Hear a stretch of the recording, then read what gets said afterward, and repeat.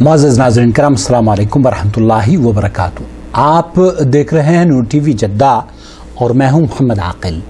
सवाल आपकी खिदमत में पेश करूंगा, उसके बाद उसका जवाब। अस्सलाम वालेकुम अकील भाई, मैं ये पूछना चाहती थी आपसे कि मैंने सुना है इस तरह कि औरतों की जमात करा सकती है, तो ये किस हदीस से साबित है? प्लीज इसको थोड़ा मुझे वाज़ेह कर दीजिए। जज़ाकल्लाह खैर। वालेकुम अस्सलाम वरहमतुल्लाहि वबरकातुहू। बहुत खूबसूरत और बहुत अहम सवाल। हमारे यहाँ हमारे समाज में बरसग़ीर में ख़ास तौर पर कुछ गलत फहमियाँ हर मसले में मौजूद हैं। कुछ हमने गलत समझ लिया है और कुछ हमारे दीनदार जो सो कॉल्ड तबका है उसने हमें गलत बताया है। और यही वजह है कि हम आपकी खिदमत में इस फॉर्मेट को इस्तेमाल कर रहे हैं कि आप जब सवाल करते हैं तो अरब के उलमा के फतावाजात हम आपकी खिदमत में पेश करते हैं और फिर इससे समाज की इस्लाह अल्लाह के हुजूर दुआ करते हैं कि अल्लाह ताला हमारी इस काविश से हमारे समाज की इस्लाह फरमा दे। आमीन या रब्बल आलमीन। लीजिए सुनते हैं समाहत शेख मोहम्मद बिन सालेह अल उसैमीन रहमतुल्लाह अलैह को। هل تجوز إمامة المرأة وما الدليل وما حكم إذا صلت في مجموعة من النساء؟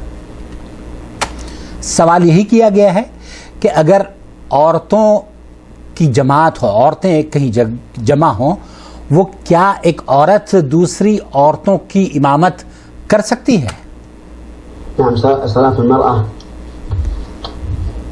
في النساء لا بأس بها ولا حرج فيها। एक औरत की इमामत कर सकती है, इसमें कोई हरज नहीं है और ना ही ये बल्कि एक अच्छा अमल है। والممنوع أن تصلي بالرجال। ममनू ये है कि औरत मर्द की इमामत कराए, ये ममनू है। لأن المرأة لا يمكن أن تكون إمامة للرجال، क्योंकि औरत के लिए जायज़ नहीं है कि वो मर्द की इमामत कराए। فإن الرجال قوامون على النساء، فإن الرجال قوامون على النساء، قرآن كريم की आयत। والإمام إمام قوام على من وراءه، فلا تكون إمامة للرجال. أما مع النساء فنعم تكون إمامة، وقد اختلف العلماء رحمهم الله।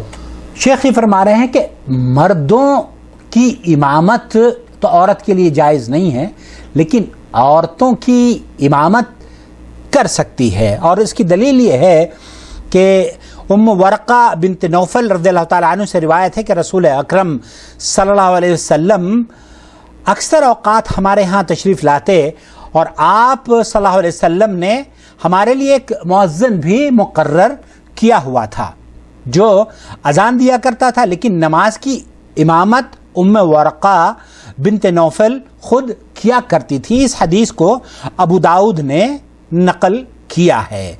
अलबत्ता हज़रत इब्न अब्बास रज़ियल्लाहु ताला अन्हुमा से मरवी है कि औरत इमामत कराते वक्त सफ़ के दरमियान में खड़ी हो, यानी मर्दों की तरह इमाम बनकर सफ़ से आगे बढ़कर खड़ी ही ना हो। इसे दारक़ुतनी ने रिवायत किया है। लेकिन कोई औरत मर्दों की इमाम नहीं बन सकती, जैसे कि शेख मोहम्मद बिन सालेह अल उसैमीन रहमतुल्लाह अलैह ने फरमाया। चुनांचे हज़रत जाबिर से इब्न माजा में रिवायत है कि आप अलैहिस्सलातु वस्सलाम ने औरतों को मर्दों की इमामत कराने से मना फरमाया है।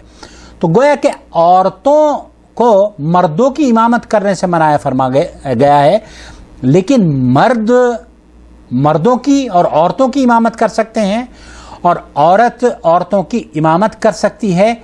और इस सिलसिले में मैं एक डॉक्यूमेंट्री फिल्म आपकी खिदमत में पेश कर रहा हूँ, वो भी आप गौर से देखें। सफ़ बंदी जिस तरीके से मर्दों की होती है, उसी तरीके से सफ़ बंदी का एहतमाम भी औरतों को करना चाहिए। अलबत्ता ज़रूरी यह है कि औरतों की जो इमामत कराए वो दरमियान में खड़ी हो, ना कि आगे निकल कर खड़ी हो।